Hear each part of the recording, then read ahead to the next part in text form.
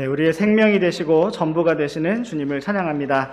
이 시간에도 주님 말씀을 통해서 주님을 더욱 바라보기 원합니다. 이 시간 함께 보실 하나님의 말씀은 민수기 16장 47절과 48절 말씀입니다. 아론이 모세가 명령한 대로 향로를 취해 회중의 한가운데로 달려갔는데 보라, 백성 가운데서 재앙이 시작되었더라. 그가 향을 놓은 뒤 백성을 위해 속죄하고 죽은 자들과 살아있는 자들 사이에 서니 재앙이 그치니라. 네, 저는 오늘 회중의 한가운데로 라는 제목으로 하나님의 말씀과 은혜를 나누기 원합니다. 회중의 한가운데로. 우리 잠시 기도하고 시작하겠습니다. 사랑과 은혜가 풍성하신 하나님 아버지, 우리를 놀라운 사랑으로 사랑해 주셔서 감사합니다. 어린 양 주 예수님의 피로 우리의 죄를 완전하게 씻어주시고 영원한 구원을 오직 은혜로 선물로 허락하여 주신 주님을 찬양합니다. 우리의 마음이 언제나 주님의 사랑으로 가득하게 하시고 또 지금 이 시간 주님의 말씀으로 가득 차기를 원합니다.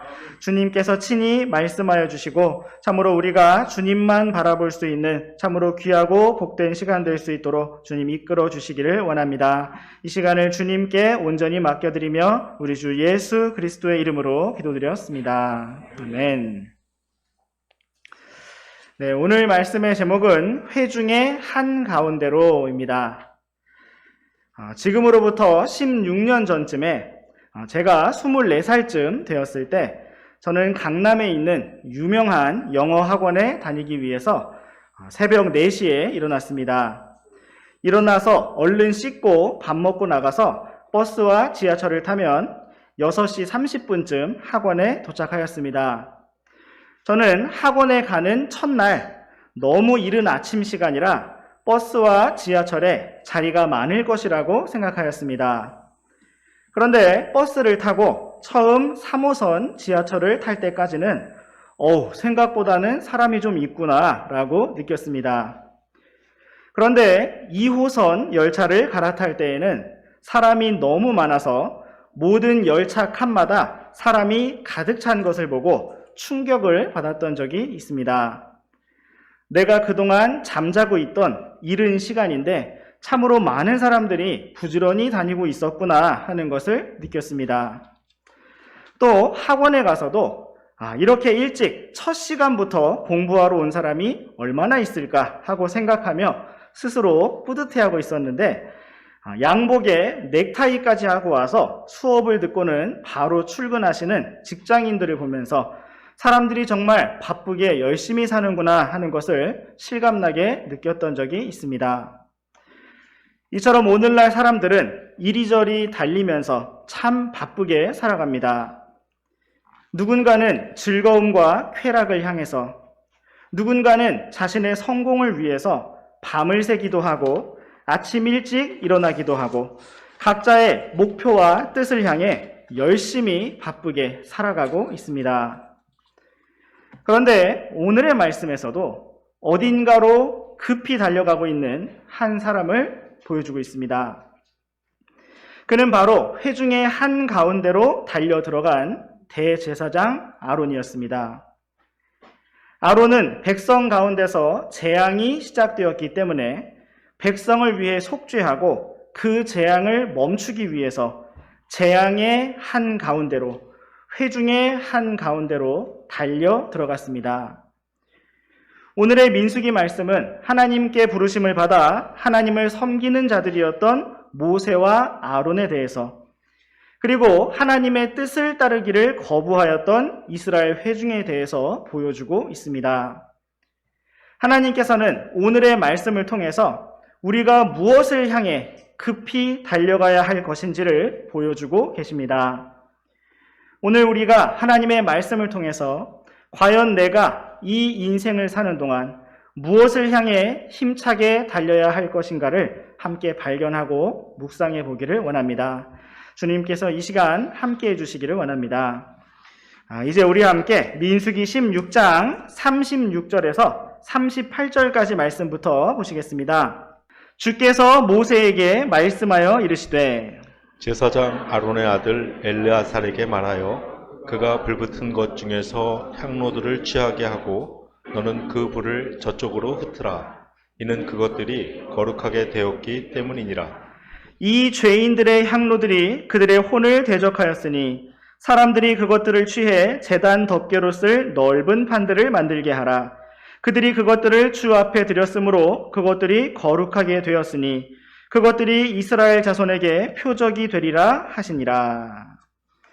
네, 오늘의 말씀은 주님 앞에 드려졌던 250개의 향로에 대해 말씀하시는 주님의 말씀으로부터 시작되고 있습니다. 고라와 다단과 아비람의 무리는 땅이 입을 벌려 삼켜버렸고 주 앞에 향로를 들고 섰던 250명의 유명한 지도자들은 주께로부터 나온 불에 의해 불타 죽는 일이 발생하였습니다. 그들이 다 그렇게 된 것은 바로 교만의 결과였고 반역의 결과였습니다. 향로라는 것은 그 안에 불을 담고 향을 피워 올리는 도구입니다. 보통은 불을 담으면 뜨겁기 때문에 직접 향로를 들지 않고 철로 사슬 끈을 만들어서 들었던 것을 볼 수가 있습니다. 아론의 첫째와 둘째 아들이었던 나답과 아비후는 제사장이 된 직후에 각각 자기 향로에 제단의 불을 담지 않고 주님께서 명령하지 않으신 다른 이상한 불을 담았다가 죽임을 당했습니다. 그리고 민수기 16장 말씀에서는 250명의 유명한 지도자들이 각자 자기 향로를 준비해서 불을 담고 주님 앞에 섰다가 죽임을 당했습니다. 나답과 아비후는 정식으로 임명된 제사장이었지만 주님께서 명령하신 제단의 불을 담지 않고 다른 불을 담았다가 죽임을 당하였습니다. 그리고 250명의 지도자들은 정확하게 제단의 불을 담았음에도 죽임을 당하였는데 그 이유는 그들이 하나님께서 부르시지 않은 자들이었기 때문입니다. 우리는 하나님께서 임명하지 않으신 레위 지파의 제사장이 아닌 다른 사람이 분향하려고 시도한 그 시도가 이스라엘 역사 가운데 또 있었던 것을 볼 수가 있습니다. 우리 잠시 역대기하 26장 말씀을 보시겠습니다. 16절부터 19절까지 말씀 번갈아서 읽어보시겠습니다. 그러나 그가 강하게 되매 그의 마음이 높아져서 그가 파멸에 이르렀으니 이는 그가 주 자기 하나님께 범법하여 주의 성전에 들어가 분향제단 위에서 분향하려 하였기 때문이더라. 제사장 아사랴가 주의 제사장들 곧 용맹한 자들 80명을 데리고 그의 뒤를 따라 들어간 뒤 그들이 우시야 왕을 막으며 그에게 이르되 우시야여 주께 분향하는 일은 왕에게 속하지 아니하고 분향하기 위해 거룩히 구분된 아론의 아들들인 제사장들에게 속하니 성소에서 나가소서. 왕이 범법하였으므로 그 일은 왕이 주 하나님에게서 받을 영예가 되지 아니하리이다 하니. 그때 우시야가 화를 냈더라. 그가 분향하려고 손에 향로를 들고 있었는데 그가 제사장들에게 화를 낼 때 분향제단 옆에서 주의 집에 있는 제사장들 앞에서 그의 이마에 나병이 솟았더라. 네, 이 말씀은 남왕국 유다의 왕이었던 우시야 왕에게 일어났던 일을 보여주고 있습니다. 우시야는 16살의 왕이 되어 예루살렘에서 52년 동안 잘 통치하였던 훌륭한 왕이었습니다. 그는 블레셋 사람들과 싸워서 많은 땅을 정복하였고 각 지역마다 많은 성벽과 망대들을 세웠던 강력한 왕이었습니다. 그러나 그가 그렇게 강력해지고 성공하게 되었을 때 마음이 높아졌고 결국 파멸에 이르게 되었습니다. 그는 자신을 말리고 막아서는 제사장들에게 화를 내면서 19절 말씀처럼 향로를 손에 들었습니다. 그리고 바로 그때 그의 이마에 나병이 솟았습니다. 하나님께서는 그가 유다 지파의 왕이었으므로 그를 그 자리에서 불타 죽게 하지는 않으셨지만 나병 환자로서 평생 살다가 죽게 하셨습니다. 이처럼 광야에서 향로를 들었던 250명의 유명한 통치자들과 우시야 왕의 공통점이 있다면 바로 교만의 결과로 그러한 일을 행하였다는 것입니다. 이러한 말씀들을 보면서 언제나 우리가 하나님 앞에서 나아가야 할 올바른 길이 바로 겸손의 길이며 또한 순종의 길이라는 사실을 기억하기 원합니다. 이제 다시 민수기 16장 말씀으로 돌아오셔서 계속해서 38절 말씀을 보시면 하나님께서는 250개의 향로들을 회수하여서 그것들로 제단 덮개로 사용할 넓은 판들을 만들게 하라고 말씀하셨습니다. 그것들이 이스라엘 자손에게 표적이 되어 하나님께서 오직 레위 지파에서 세우신 제사장들만을 받으신다는 징표가 되도록 하라고 말씀하셨습니다. 계속해서 우리 함께 민수기 16장 39절과 40절 말씀 읽어보시겠습니다. 39절, 40절입니다. 제사장 엘르아살이 불탄 자들이 향을 드릴 때 사용한 놋 향로들을 취한 뒤 제단 덮개로 쓸 넓은 판들을 만들어 이스라엘 자손에게 기념물이 되게 하였으니 이것은 아론의 씨가 아닌 낯선 자는 주 앞에 향을 드리러 가까이 오지 못하게 하려 함이며 또 그가 고라와 그의 무리같이 되지 않게 하려 함이더라. 이 일이 주께서 모세의 손으로 그에게 말씀하신 대로 되었더라. 네, 아론의 셋째 아들이었던 제사장 엘르아살은 주님의 말씀대로 놋 향로들을 취해 제단 덮개로 쓸 넓은 판들을 만들었습니다. 그리고 그것은 바로 아론의 씨가 아닌 낯선 자가 감히 주 앞에 향을 드리러 가까이 오지 못하게 하는 기념물이 되었습니다.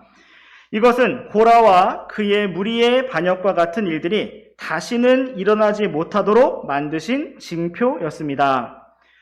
그런데도 우리가 방금 보았던 것처럼 자기가 특별하다고 생각했던 우시야 왕이 하나님 앞에서 향로를 들었던 것을 볼 수가 있습니다. 우리가 참으로 하나님 앞에서 특별히 사랑을 받고 특별히 은혜를 받은 사람이라고 느낄 때 우리는 특별히 하나님의 말씀을 벗어나는 것이 아니라 더더욱 주님의 말씀에 철저히 순종하는 길로 나아가기를 원합니다. 이제 우리 함께 민수기 16장 41절과 42절 말씀 번갈아서 읽어보시겠습니다. 그러나 다음 날 이스라엘 자손 온 회중이 모세와 아론에게 불평하여 이르되 너희가 주의 백성을 죽였도다 하고 회중이 모세와 아론을 대적하여 모였을 때 그들이 회중의 성막 쪽을 바라보니 보라 구름이 그것을 덮고 주의 영광이 나타났더라. 네, 이 말씀은 고라와 다단과 아비람의 무리들이 죽임을 당한 그 다음 날의 일을 기록하고 있습니다. 다음 날 이스라엘 온 회중이 모세와 아론에게 나와서 우리가 정말 잘못했습니다 라고 말하면서 뉘우쳤더라면 너무나 아름다운 모습이었을 것입니다. 그러나 이스라엘 온 회중은 모세와 아론에게 나와서 불평하면서 너희가 주의 백성을 죽였도다 라고 말했습니다. 그들은 땅이 갈라진 것을 직접 보고 또 들었으며 주로부터 불이 나와서 250명의 지도자들을 불태운 것을 직접 보고 또 들었습니다. 그런데도 그들은 와서 모세와 아론이 그들을 죽였다고 말했고 심지어 주의 백성을 죽였다라는 표현을 사용하였습니다. 그들이 정말 주의 백성이 맞다면 주의 말씀에 순종했어야 할 터인데 그들은 지금 앞뒤가 맞지 않는 억지스러운 말들로 모세와 아론을 대적하고 또 주님을 대적하고 있었습니다. 이처럼 육신 안에서 걷는 사람은 어둠 속에서 걷기 때문에 자기가 무엇을 말하는지 모르고 자기가 무엇을 행하는지 모르며 자기가 어디로 향하고 있는지 모릅니다.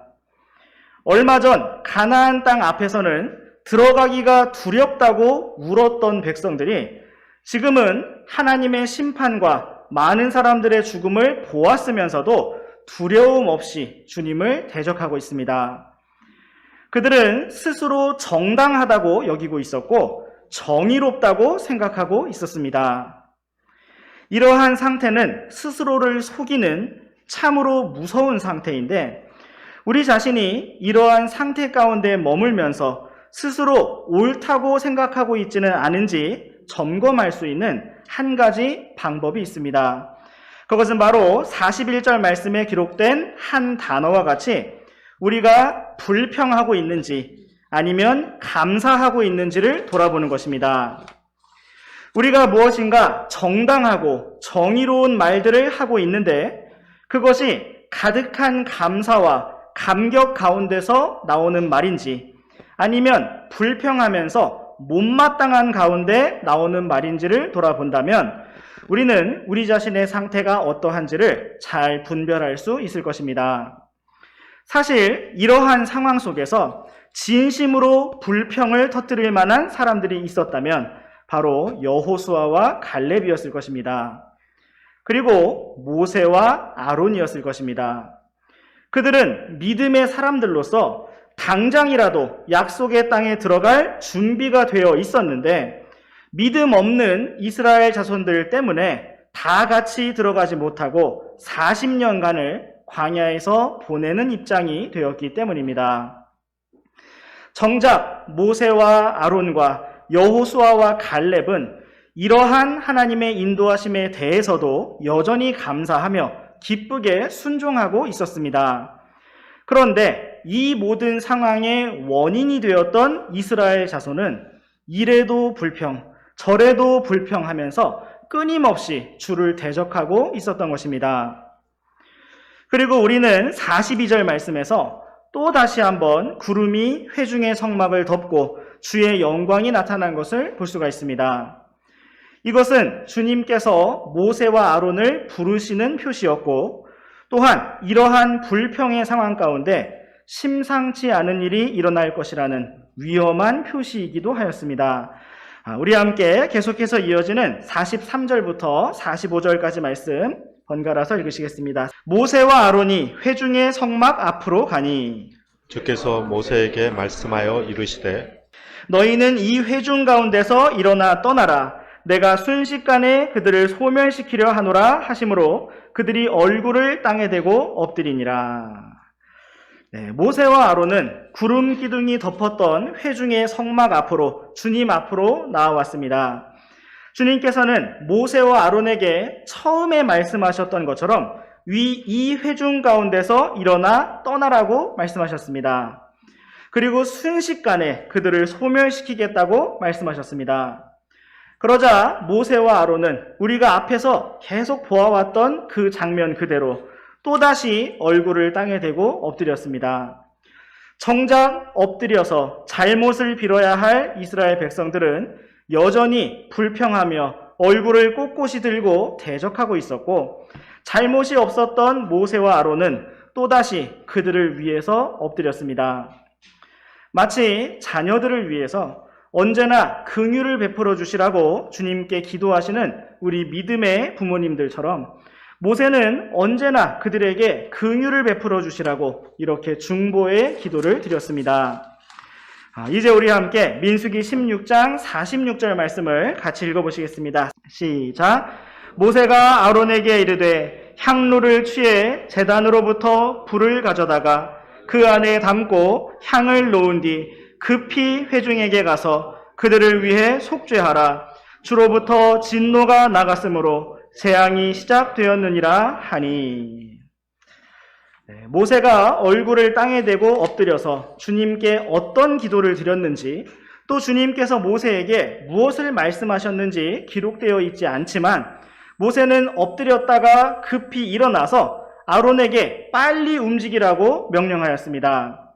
모세가 아론에게 말한 것은 어서 빨리 향로를 취해 제단으로부터 불을 가져다가 그 안에 불을 담고 향을 놓은 뒤 급히 회중에게 가서 그들을 위해 속죄하라는 것이었습니다.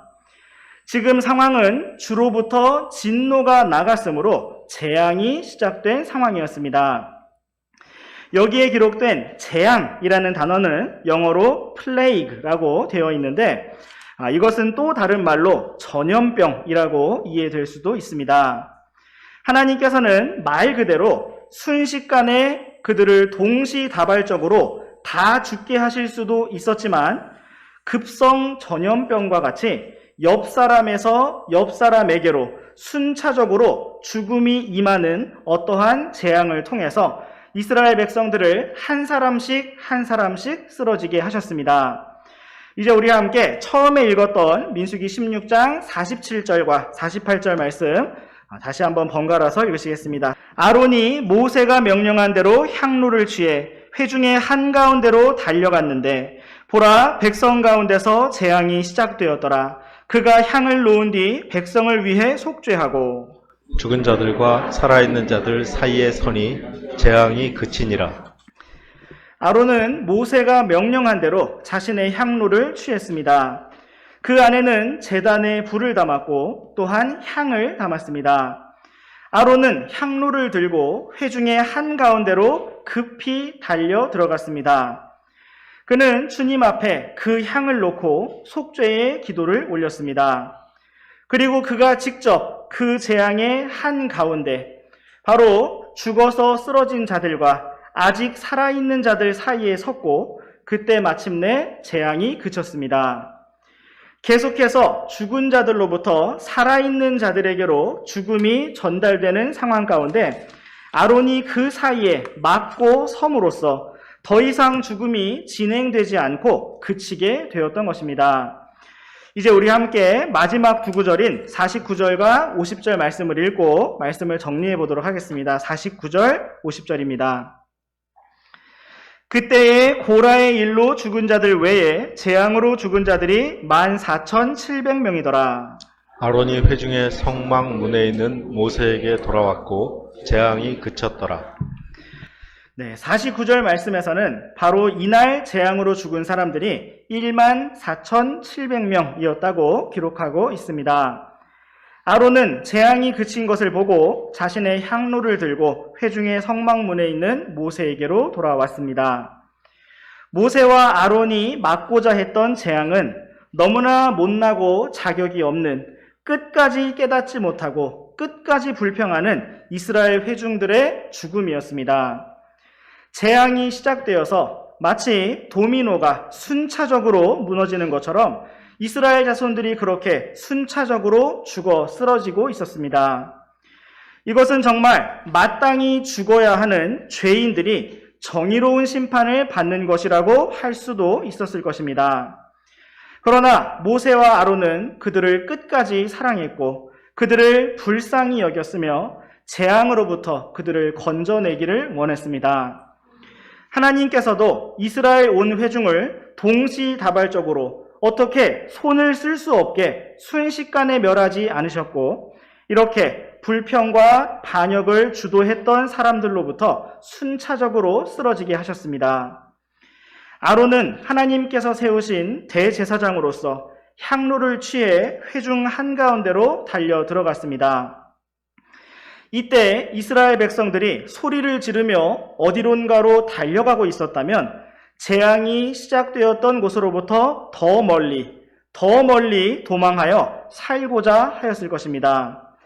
이렇게 죽음이 옆에서 옆으로 계속 전달되는 상황 속에서 아론은 정신없이 도망쳐 나오는 이스라엘 백성들, 그 많은 사람들의 사이를 뚫고 들어가서 그 한가운데로 나아가고 있었습니다. 어쩌면 아론 자신이 그 한가운데 들어가게 되었을 때 그 자신 역시 죽을 수 있다는 생각이 머리를 스쳤을 것입니다. 그럼에도 불구하고 대제사장 아론은 거침없이 자격 없는 그 백성들 한가운데로 달려 들어갔고 마침내 죽은 자들과 살아있는 자들 사이에 섰습니다. 그리고 하나님께서는 바로 그러한 아론으로 말미암아 재앙을 거기에서 멈추셨습니다. 먼저 우리는 이 말씀을 통해서 우리 주 예수 그리스도를 발견할 수 있습니다. 우리의 대제사장이신 주 예수님께서는 죄 많고 자격 없는 우리를 위해 십자가에서 피 흘려 죽으시고 다시 부활하셔서 친히 죽음과 생명 사이에 서신 분이 되셨습니다. 우리 함께 히브리서 6장 20절 말씀을 보시겠습니다. 시작. 앞서 달려가신 분 곧 예수님께서 멜기세덱의 계통에 따라 영원히 대제사장이 되사 우리를 위해 거기로 들어가셨느니라. 아멘. 성경은 주 예수님께서 우리의 대제사장이시며 우리를 위해 앞서 달려가신 분이시라고 말씀하고 있습니다. 예수님께서 앞서 달려가신 곳은 바로 앞에 있는 19절 말씀에 언급된 것처럼 바로 휘장 안이라고 표현되어 있습니다. 예수님께서는 우리를 위해 십자가를 향해 달려가셨고 자신의 피를 가지고 하늘의 휘장 안에 들어가셔서 우리를 위해 영원한 속죄를 이루셨습니다. 이처럼 우리를 위해 하늘의 영광을 버리고 뛰쳐 내려오셔서 우리를 위해 십자가로 달려가신 분, 그리고 부활하셔서 영원한 생명과 소망과 확신을 주신 주 예수님을 찬양합니다. 또한 우리는 이처럼 백성들 한가운데로 달려 들어간 아론을 통해서 우리 성도들의 사명과 나아갈 길을 볼 수가 있습니다. 우리 함께 베드로전서 2장 9절 말씀을 읽으시겠습니다. 시작. 그러나 너희는 선정된 세대요 왕가의 제사장이요 거룩한 민족이요 특별 소유 백성이니 이것은 너희를 어둠에서 불러내어 자신의 놀라운 빛으로 들어가게 하신 분께 대한 찬양을 너희가 전하게 하려 함이라. 아멘. 성경은 구원받은 우리 성도들이 하나님께 선정된 세대가 되었고 왕가의 제사장이 되었으며 거룩한 민족이 되었고 특별 소유 백성이 되었다고 말씀하고 있습니다. 구약 시대에는 오직 레위 지파 아론의 자손들 제사장들만이 향로를 들 수가 있었지만 신약 시대에는 우리 구원받은 모든 성도가 제사장으로서 주님 앞에 향로를 들 수가 있습니다. 우리는 다 왕가의 제사장들로서 마땅히 각각 자기의 향로를 들고 주님 앞에 서며 또한 사람들 한가운데로 달려나가야 합니다. 우리 함께 마지막으로 성경에 나타난 향로가 무엇인지 나타내 보여주고 있는 이 한 구절을 찾아보도록 하겠습니다. 계시록 8장 3절과 4절 말씀 우리 번갈아서 읽으시겠습니다. 또 다른 천사가 금 향로를 가진 채 와서 제단 앞에 서고 많은 향을 받았으니 이것은 그가 그 향을 모든 성도들의 기도와 함께 그 왕좌 앞에 있는 금 제단 위에 드리려 함이더라. 성도들의 기도와 함께 피어난 향의 연기가 그 천사의 손에서 나와 하나님 앞에서 위로 올라가더라. 네, 이 말씀은 향로와 성도들의 기도를 연결시켜서 보여주고 있습니다. 이처럼 우리가 제사장으로서 오늘날 향로를 든다는 것은 우리가 성도들을 위해서 또 많은 구원받지 못한 사람들을 위해서 무릎 꿇고 기도한다는 것을 의미합니다. 참으로 우리가 왕가의 제사장들로서 이렇게 주님 앞에 향로를 들며 서기를 원하고 기도와 감사와 찬양으로 주님을 기쁘시게 하기를 원합니다. 오늘 우리는 회중의 한가운데로 라는 제목으로 민수기 말씀을 살펴보았습니다. 모세와 아론이 이렇게 살리려고 하였던 이스라엘 온 회중은 출애굽한 그날부터 끊임없이 바로 또 그날 아침까지도 불평하고 그들을 대적하였던 자격 없는 사람들이었습니다. 그럼에도 불구하고 모세와 아론은 그들을 살리기 위해서 그들을 위해 얼굴을 대고 하나님 앞에 기도하였습니다. 그리고 아론은 그러한 백성들을 살리기 위해서 향로를 들고 죽은 자들과 살아있는 자들 사이에 섰습니다. 이와 같은 모습은 우리의 대제사장이신 주 예수님의 모습을 미리 보여주는 것이었고 또한 신약의 왕가의 제사장들인 우리들의 나아갈 길을 보여주는 것입니다. 오늘날 사람들은 이리저리 바쁘게 달리며 살아가는 시끄럽고 복잡한 세상 속에서 살아가고 있습니다. 오늘날 구원받지 않은 사람들은 영원하지 않은 것들, 잠시 있다가 사라질 것들을 향해서 세상의 물질과 성공을 향해서 죄의 쾌락들을 즐기기 위해서 영원한 멸망을 향해서 힘차게 달려가고 있습니다. 또 어떤 분들은 너무나 안타깝게도 진리를 찾아 헤매어 보았지만 진리가 아닌 것을 향해서 헛된 종교의 속박 가운데서 열심히 달려가고 있습니다. 오늘날 구원받은 많은 성도들 또한 방황하면서 주님이 아닌 어떤 사람들을 향해서 어떤 단체들을 향해서, 어떤 주장들을 향해서 달려가는 것을 볼 수가 있습니다. 이처럼 사람들이 여기저기로 달리며 많은 말들을 외쳐대는 이때에 우리는 과연 무엇을 바라보고 무엇을 향해 달려가야 할까요? 무엇보다 먼저 우리의 손에 제사장으로서 향로가 들려 있기를 원합니다. 그 안에는 제단의 불이 담겨 있어야 하고 또한 성도들의 기도와 같은 향이 담겨 있어야 합니다. 제단의 불이라는 것은 심판과 속죄의 불이며 우리는 이것을 십자가로 적용할 수 있습니다. 제단에서 헌물이 올려져서 속죄를 이루었던 것처럼 우리 주 예수님께서 십자가에서 영원히 완전한 속죄를 이루셨기 때문입니다. 또한 우리는 이러한 향로를 들고 죽은 자들과 살아있는 자들 사이에 서야 합니다. 이것은 우리의 헌신과 섬김의 원리가 무엇인지를 보여줍니다. 성경은 우리가 주 예수님과 함께 십자가에 못 박혀 죽은 자라고 말씀하시고 그럼에도 불구하고 살아있는 자라고 말씀하고 있습니다. 이처럼 우리는 한 면에서 죽은 자와 산 자 사이에 정확히 서 있는 사람들입니다. 우리는 주님 앞에 살아있는 희생물로 드려진 자들인데 살아있는 희생물이라는 것은 먼저 제단 위에 드려진 희생물처럼 완전히 죽었으면서도 여전히 하나님 앞에 살아있는 자들이라는 것을 의미합니다.